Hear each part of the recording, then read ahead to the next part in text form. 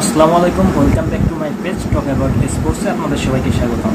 আমি এখন যে বিষয়টা নিয়ে কথা বলবো এটা ক্রিস্টিয়ানো রোনালদোর যে পারফরমেন্স এবং যে এর আগে যে ম্যাচটা জিতলো এই ম্যাচটা নিয়ে আমি কথা বলবো। ফাইনাল ম্যাচে তার কন্ট্রিবিউশনটা কী ছিল সেটা আপনারা অবশ্যই দেখেছেন। আমি অ্যাজ এ আর্জেন্টিনার ফ্যান বা আর্জেন্টিনার সমর্থক বলেন বা মেসি ফ্যান হিসাবে আমি তার এই জয়টাকে আমি সাধুবাদ জানাই।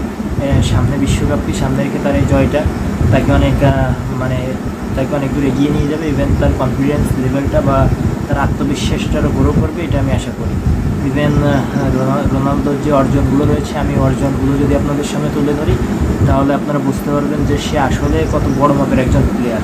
আমরা তর্কের খাতায় মেসিকে বড় করতে গিয়ে বা রোনালদোকে ছোটো করি বা রোনালদোকে বড় করতে গিয়ে মেসিকে ছোটো করি, দুইজন কেউ কিন্তু কারো থেকে কম না। আমি যদি আপনি বলেন আমি এরকম পয়েন্ট দিতে পারি, একজন 50.5 আর একজন 49.5, মানে কেউ 51-50 এরকম মতের প্লেয়ার না। আমি যদি মেসিকেও এগিয়ে রাখি তাও 50.5 এবং রোনালদোকে যদি পিছিয়ে রাখি তাহলে 49.5, আর এই 0.5টা পিছিয়ে আছে সে শুধুমাত্র একটা ওয়ার্ল্ড কাপের জন্য। আর যদি একটা ওয়ার্ল্ড কাপ হয়ে যায় তাহলে দুইজনকে 50-50 দিতে, ইভেন রোনালদোকে যদি 55 বা 50.5 দেওয়া হয় বা মেসিকে তখন যদি 49.5 দেওয়া হয় তাহলে এটা কিন্তু ভুল হবে না। একটু 0.5টা পিছিয়ে আছে বা মাঝখানে 1 পয়েন্টের আপ ডাউন, এটা শুধুমাত্র রোনালদোর একটা বিশ্বকাপ নয়, এই কারণেই। এখন আপনারা বলতে পারেন যে রোনালদোর কী অর্জন আছে যার জন্য রোনালদোকে এত দূর এগিয়ে নেওয়া যাওয়া হয় বা এত দূর বড় করা হয়। আপনারা অবশ্যই জেনে থাকবেন যে Ronaldo top goal scorer, even প্রত্যেকটা যতগুলো লিগে গিয়েছে প্রত্যেকটা লিগে গিয়ে তার অনেক বড় অর্জন ছিল এবং অনেকগুলো গোল করেছে। ইভেন প্রত্যেকটা লিগেরই টপ স্কোরার কোনো না কোনো একটা সময় ছিল। এটা কিন্তু তার সবথেকে বড় একটা পাওয়া বা ক্রেডিট। এই মাপের প্লেয়ার মেসিকে যেহেতু বার্সেলোনা ছাড়েনি বা মেসি বাইরে যায়নি, পিএসজিতে একবার গিয়েছিল, সেই সময় তার ফর্মটা খারাপ গেছে বলতেই পারেন। তখন রোনালদো এমবাপ্পেকে পাওয়ার পরেও পিএসজি অনেক ভালো কিছু করেছে, এটা আমাদের চোখে পড়েনি। কিন্তু তখন টিমটা অত ব্যালেন্স ছিল না। কিন্তু রোনালদোর যে অর্জনগুলো আমি আপনাদের সঙ্গে তুলে ধরি।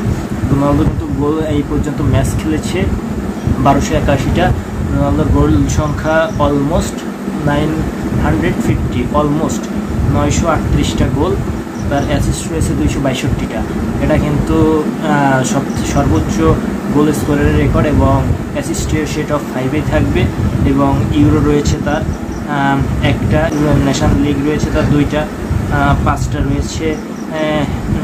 রয়েছে চ্যাম্পিয়ন্স লিগ, তারপরে 4টা রয়েছে FA cup, FIFA club world cup রয়েছে তার 5টা, তার UEFA সুপার কাপ রয়েছে 3টা, প্রিমিয়ার লিগ রয়েছে 3টা, সিরিয়াতেও যে কিন্তু 2টা সিরিয়া জিতেছে, লা লিগা জিতেছে 2টা, এফএ কাপ জিতেছে 1টা, কোপা ইতালিয়া জিতেছে 1টা, কোপা দিল্লে জিতেছে 2টা। তারপরেও আরও অনেকগুলো অর্জন রয়েছে। ইতালিয়ান সুপার কাপ জিতেছে, পর্তুগাল সুপার কাপ জিতেছে।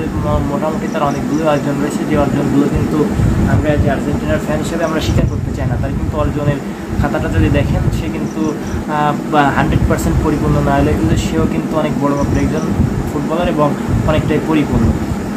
তর্কের ক্ষেত্রে আমরা তাকে এগিয়ে রাখি বা পিছিয়ে রাখি। আমি যাতে রোনালদোর ফ্যান ছিলাম না কখনো, এখনও আমি ফ্যান হিসাবেই বলতেছি না, আমি এতে ফুটবল ফ্যান হিসাবে বলতেছি সে অনেক বড় মাপের একজন প্লেয়ার ভাই, তার তর্কটা বাদ দেন। আর যদি আপনারা বলেন যে রোনালদোকে এত হাইপ করার কি আছে, জিতেছে তো একটা এফএ কাপ বা জিতেছে তো একটা নেশনস কাপ, এটা তো এত বড় কিছু না।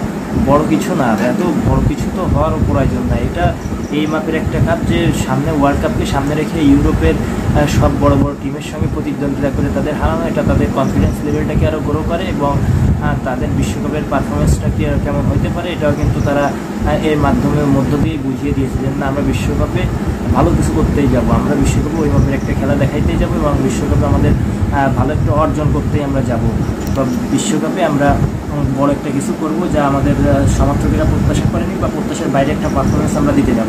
এটা কিন্তু অগ্রিম জানান দিয়েছে রোনালদোর পর্তুগাল। ইভেন রোনালদো আগে পর্তুগালকে যেভাবে টেনে নিয়ে গেছে, এবার কিন্তু পর্তুগাল টিমটা তাকে টেনে নিয়ে যাচ্ছে। এরকম একটা দিক আমরা লক্ষ্য করতে পারছি যে না, রোনালদো আগে কিন্তু এরকম একটা সিচুয়েশন ছিল যে পর্তুগালকে রোনালদো টানতো এবং পর্তুগাল টিমটাকে চিনতো রোনালদোর জন্য। এবং সাম্প্রতিক সময়ে তাদের টিমের যে পারফরমেন্স সেটা কিন্তু আমরা সাবেক আর্জেন্টিনার পারফরমেন্সের মতনই দেখতে পাচ্ছি যে না, পুরো টিমটা কিন্তু তার জন্যই খেলতেছে। তার জন্য না খেলেও পর্তুগালের জন্য যদি খেলে তার কন্ট্রিবিউশনটা বা তার ফলটা বা তার রেজাল্টটা কিন্তু সে পাচ্ছে। এবং এইখানে সর্বোচ্চ গোল অ্যাসিস্টের মালিক সে নয়টা। এটা কিন্তু যে ফুটবল ফ্যান হিসেবে আমি সত্যি তাকে প্রশংসায় ভাসাতে বাধ্য। ইভেন আমি তাকে পছন্দ করি না, তার জন্য যে অপছন্দ করি এরকম তারা, সে অনেক বড় মাপের একজন প্লেয়ার। আমি দোয়া করি সে সামনে আরও অনেক ভালো কিছু করুক, ইভেন বিশ্বকাপ একটা ভালো কিছু করুক। তার হাতে বিশ্বকাপ উঠবে কিনা জানি না, তবে আমি প্রত্যাশা করি যে সামনে একটা ভালো কিছু করুক, সেও বিশ্বকাপে অনেক ভালো কিছু করুক। ইভেন বিশ্বকাপ ফাইনালে আর্জেন্টিনা পর্তুগাল এরকম যদি একটা ম্যাচ আমরা দেখতে পারি, এটা কিন্তু খারাপ হয় না।